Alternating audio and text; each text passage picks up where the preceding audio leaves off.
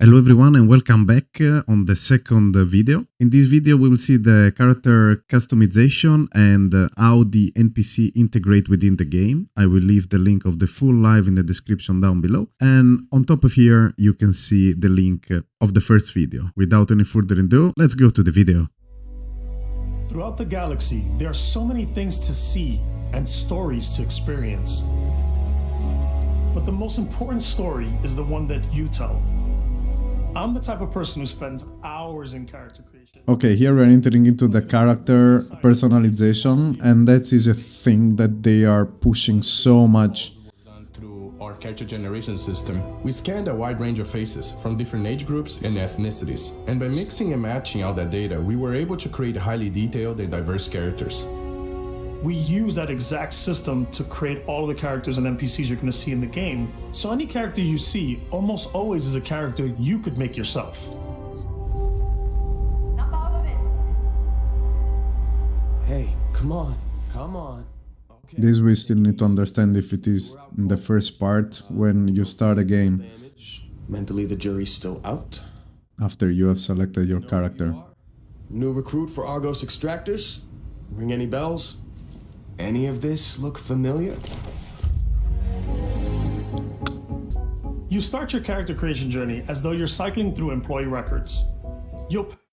So let's see, we have biometric ID, so I think here you can choose some personal records. Okay, so those are the presets, my bad. Then you have body, face, background is also, it's a huge part of it, traits. Your starting point. Fushira will be like a kind of a old grumpy person, all As quick as you want it to be. that is peace with the world and with the universe going around. Okay, so you have skin tones, you have a lot of here to choose from. Head shapes, hair, eye color, facial hair, square, thin, wide, round. Now, these all looks very standard, but looks like that the amount of customization and the range that you can play with it, it's quite big. It's also the simplest character generation system we've ever had. We let the player get as close as possible to make whatever they Yeah, want. check those line, how much you can play with it. It doesn't have a small step, it has the full scale that you can play with. It's fun to use. Character creation is more than just how you look. This is also where you start to decide who you want to be. That's where backgrounds come in. We will go slightly deep into this part. Background. Look at here on the right.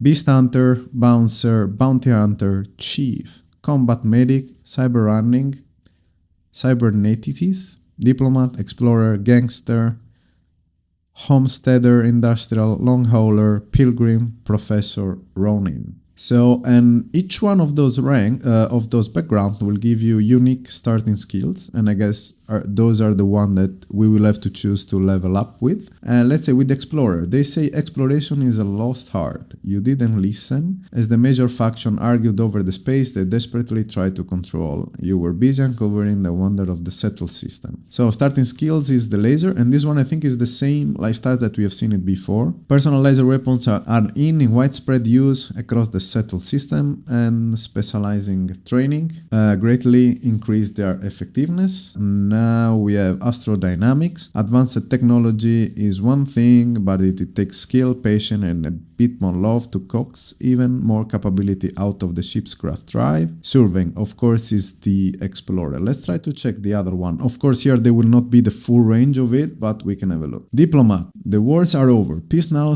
reign the settled system, but only because there are those quietly fighting to keep it up. Because of you, agreements were signed, wars are headed, lives were spared. So you can have the persuasion, commerce, wellness. So in the settled system, the nuance ability to listen and discuss can often accomplish far more than simply shooting first and asking questions later. Commerce, economy, almost anyone with the right skill set can open and run a successful business. So I think this character will have an improving trading capability. And wellness, so probably also your life will be a little bit higher on this one. But of course you will have probably lower fighting skills. Cyberneticist.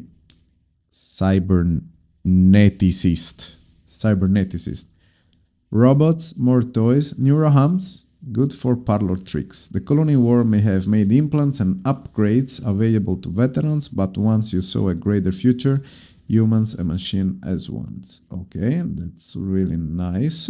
Starting skills is gonna be medicine. So security, while the standardized digital locking mechanism is renowned for its security, any code can be broken with proper training. So this one looks like the hacking skills of Fallout. And also here laser. So also some type of skills they can repeat between each background as well. Combat medic, leave it the combat medic. So not medic, combat medic. Okay, cyber runner. Yeah, was this one that I lost.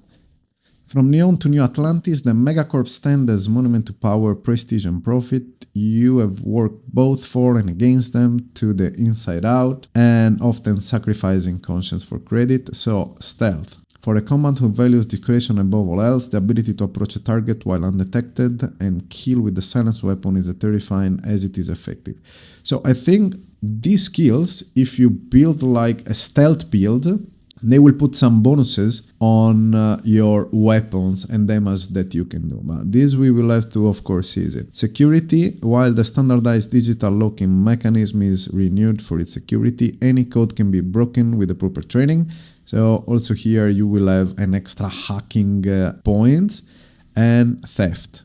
While not entirely honorable and certainly not legal, it is nonetheless occasionally necessary to discreetly remove property from some one person. Also here it will be interesting to see if you steal something, like if it will affect your reputation, if while entering into the system you can be like searched, looked for, if you will get a bounty, and if you get a bounty with a faction and you go to another system that is fighting against that faction, you will still be wanted for or not. Those are all nice questions. Combat medic, so medicine, wellness, and pistol certification. Also here, if you're a medic, you cannot run like with the Navy gun plus all the medikit around. Chef.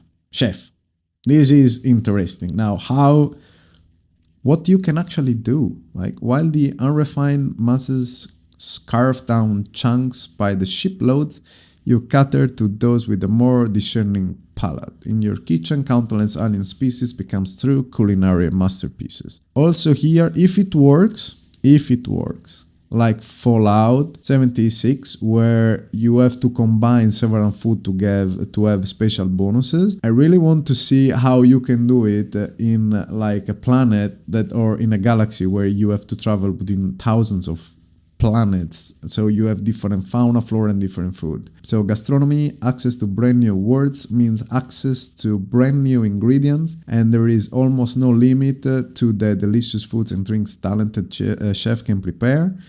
Dueling, so because if you are a chef, you use the knife, so it does make sense actually. Consider by many to be a lost art. Close attacks with a melee weapon can often be deadlier than range combat when carried out by a skilled practitioner.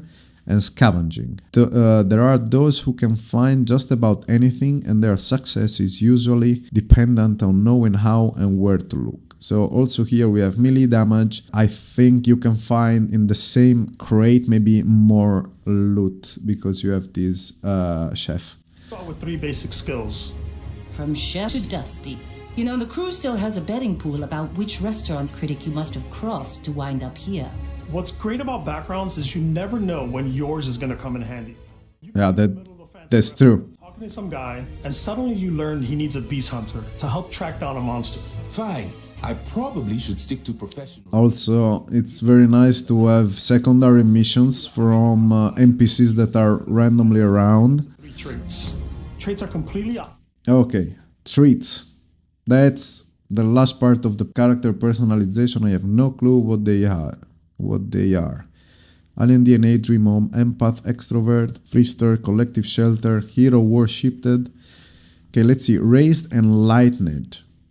You grew up as a member of the Enlightened. You gain access to a special chest full of items in the House of the Enlightened in New Atlantis, but lose access to the Sanctum Universum chest. Okay, so looks like that you can gain some extra, but lose something else. Your parents are alive and well and you can visit their home, but you will automatically send 2% of your credit. Okay. Those are optional. So it means you can also choose to don't put anyone. And each one of those we will have a different bonus or something that you will lose. Like in this case, I guess that you will you will lose 2% of all your income because on your character story, you are sending them back to your parents at all. You have earned the attention of unknown adoring fan. We will show up. This guy we will see later on. On the plus side, he'll join your ship's crew and give you gifts. Each crew will have special skills that can bring into the game. Every molecule.